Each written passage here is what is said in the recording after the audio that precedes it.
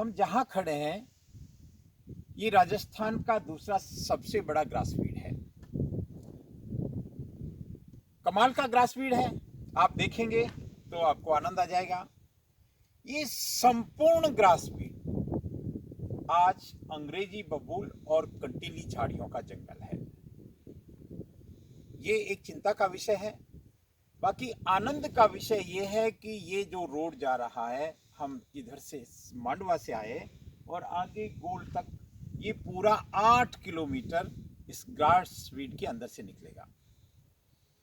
इसमें बहुत सारे जानवर हैं, जंगली जानवर हैं, मोर हैं, दूसरे हैं। लेकिन इसमें आज आप ग्रासफील्ड को देखिए। मेरे साथ मैं सिरोही टेम्पल्स के माध्यम से इस ग्रासफील्ड को आपको दिखाऊंगा और चिंतन कीजिए कि इस ग्रासफील्ड में क्या हो सकता है, सरकारी स्तर पर क्या हो सकता है, निजी स्तर पर क्या हो सकता है, संस्थागत स्तर पर क्या होता है। हम निकल पड़े हैं उस जंगल की यात्रा की तरफ। यहाँ सघन वन क्षेत्र है, लेकिन इस वन क्षेत्र में अनुमान हम नहीं लगा सकते, लेकिन अंग्रेजी बबूल की बहुतायत है। अंग्रेजी बबूल भले ही एक वनस्पति है, भले ही एक पौधा है, लेकिन ये हमारा भारतीय मूल का पौधा नहीं होने से या कटीला पौधा, कटीली झाड़ी होने से इसका ईंधन के अलावा कोई दूसरा उपयोग नहीं है, बल्कि ये दूसरे देसी पौधों को भी नुकसान पहुंचाता है, ऐसा जानकार लोग बताते हैं। आप देख सकते हैं दोनों तरफ दूर दूर तक, जिधर भी हम देखते जाएंगे उधर ये ग्रासफील्ड, ये वाड़ा खेड़ा ग्रासफील्ड दिखेगा। इसमें बेतहाशा जंगली जानवर हैं, अनगिनत जंगली जानवर हैं। ये वन विभाग की भूमि है।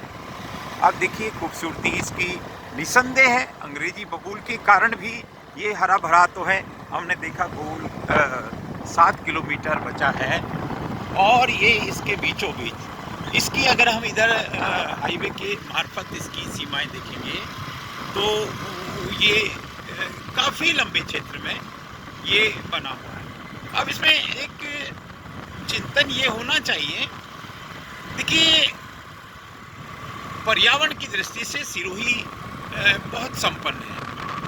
पर्यावरण की दृष्टि से सिरोही वाकई में बहुत संपन्न है, लेकिन इसको और अपडेट किया जा सकता है। हम सरिस्का अभयारण्य की बात करते हैं, हम रणथंभौर अभयारण्य की बात करते हैं, तो हम सिरोही के इस वाड़ा खेड़ा या अर्बुदारण्य की बात क्यों ना करें। इसकी बात की जा सकती है, की जानी चाहिए, क्योंकि इसमें काले हिरण से लेके इसमें अगर वन विभाग के माने तो इसमें चीता तक इसमें जानवरों की भरमार है। छोटे जानवर हैं और अनगिनत जानवर हैं। यहाँ एक और प्लस पॉइंट ये है कि यहाँ सिरनवा की पहाड़ियों का पानी, इस लंबे क्षेत्र का पानी इस वाड़ा कीड़ा ग्रासफील्ड के अंदर से गुजरता है, अर्थात इसके अंदर से कई बरसाती नाले गुजरते हैं।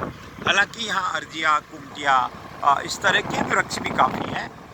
अब इसमें कुछ क्या हो सकता है ये तो विशेषज्ञ ही इस बारे में बेहतर बता सकते हैं, लेकिन इसके बारे में जरूर चिंतन करना चाहिए। इसके बारे में इतना चिंतन तो करना ही चाहिए कि इसको अभयारण्य के रूप में इसको घोषित करें, इसको पर्यटक के रूप में घोषित करें। आप देखिए कि सरिस्का या रणथंभौर जैसे जो क्षेत्र हैं वो पर्यटन के केंद्र हैं, उनसे एक आमदनी होती है, उनसे उस क्षेत्र का नाम होता है। तो क्यों ना इस ग्रासफील्ड को जिस रूप में भी, जिस तरह से भी इसको विकसित करें। इसमें कुछ ऐसे स्पॉट्स बनाए जा सकते हैं जहां जंगली जानवरों का देखने का स्पॉट हो। हालांकि माउंट आबू भी सिरोही जिले का एक पार्ट है, जहां पर पर्यटन का वो बहुत बड़ा केंद्र है। लेकिन समतल भूमि पर एक बात आप अगर और गौर करेंगे तो ये ज़मीन बहुत अच्छी है। ये कोई पथरीली या बेकार ज़मीन नहीं है, अर्थात इसमें बम्पर घास होती है और हो सकती है।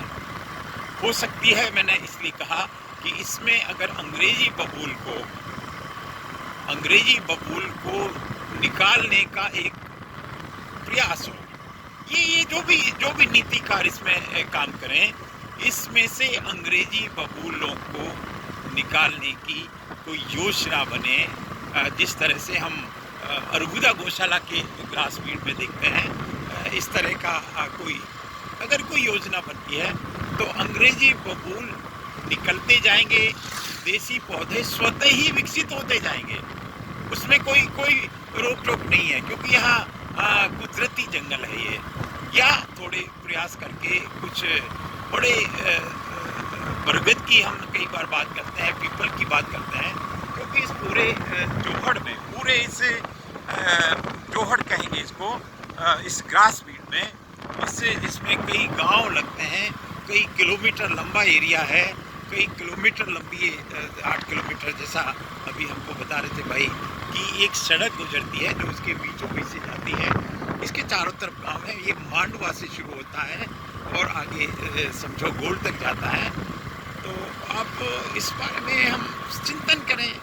सिरोही टेम्पल्स हमेशा एक चिंतन करता है, जल जंगल जमीन की बात करता है, जल पर्यावरण की बात करता है, देव दर्शन की बात करता है, देवनगरी के देव दर्शन के माध्यम से हमारा स्पिरिचुअल, चूँकि सिरोही टेम्पल्स, सिरोही से इस चैनल की शुरुआत हुई थी, इसलिए इसका नाम बेशक सिरोही टेम्पल्स है, लेकिन ये संपूर्ण भारत के देव दर्शन की हमेशा बात करता है, हमेशा चिंतन करता है और हमेशा गुणगान भी करता है। आप देखते रहें, ये काफ़ी लंबा एरिया है, बहुत बड़ा क्षेत्र है और ये आरक्षित क्षेत्र है। इसके लिए हम एक बात जरूर गर्व करते हैं कि इस पूरे ग्रासवीड के बीच में कोई गांव नहीं है। इसके बीच में कोई गांव है?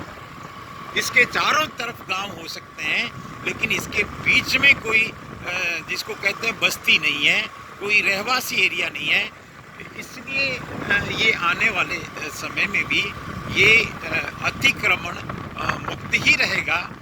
हाँ, अतिक्रमण एक बात का तो हम देख रहे हैं, वो रहेगा अतिक्रमण अंग्रेजी बबूलों का।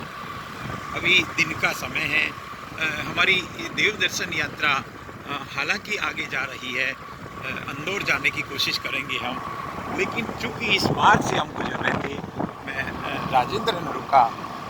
अब बस एक बात को हमने हालांकि इस ग्रासवीड का पहले भी वर्णन किया था, निवेदन किया था, ये यहाँ की जानकारी सिरोही टेम्पल्स के माध्यम से डाली थी कि इसको अपडेट होना चाहिए। इसमें हमारे जनप्रतिनिधि ऐसे बार बार प्रयास करें। देखिए, हो सकता है एक बार के प्रयास में आप थोड़ा स्लो करें।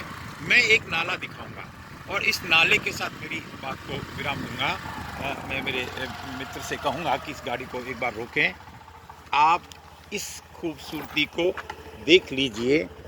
ये एक बरसाती नाला निकलता है। ये क्या कहेंगे आप? आम्बेश्वर जी साइड से। ये बिल्कुल, ये मेरे साथ भाई हैं, और ये आम्बेश्वर जी से नाला निकलता है और मुझे बहुत खूबसूरत एक दृश्य दिखाई दे रहा है। आप इसको दृश्य को देख लीजिए। यहाँ स्वच्छंद विचरण करते हैं रोजड़े, और इसी के साथ मैं मेरी बात को विराम दूंगा, क्योंकि यहाँ निर्भय होकर घूमते हैं। ये एक बहुत विशाल नाला आता है। एक अब जैसे भी योजना बनती है, इसकी योजना बननी चाहिए। इसमें जंगली शूहरों की भरमार है, इसमें रोजड़ों की भरमार है, ये नीलगाय और सब। देखो, ये देखिए आप, कितना विशाल नाला है, और इस नाले पर जल संरक्षण का काम किया जा सकता है। इसके बीचों बीच कुछ बड़े बड़े एनीकट्स बनाए जा सकते हैं, वन विभाग के द्वारा बनाए जा सकते हैं, किसी योजना के तहत बनाए जा सकते हैं। इसको अर्बुदारण्य करके कोई एक बड़ी योजना बनाया जा सकती है। हम निवेदन करते हैं हमारे सांसद महोदय को, हम निवेदन करते हैं हमारे विधायक महोदय को कि इस पे एक ज़रूर चिंतन करें। ये बहुत खूबसूरत है, खूब रमणीक है। मैं राजेंद्र नरूका इस दर्द के साथ, इस आनंद के साथ इस बात को पूर्ण करता हूँ। ये ग्रास फीड वाड़ा खेड़ा है और यहाँ से इस तरह के जो बरसाती नाले निकलते हैं, यहाँ की खूबसूरती, यहाँ के ये इसको रिच बनाते हैं। नमस्कार।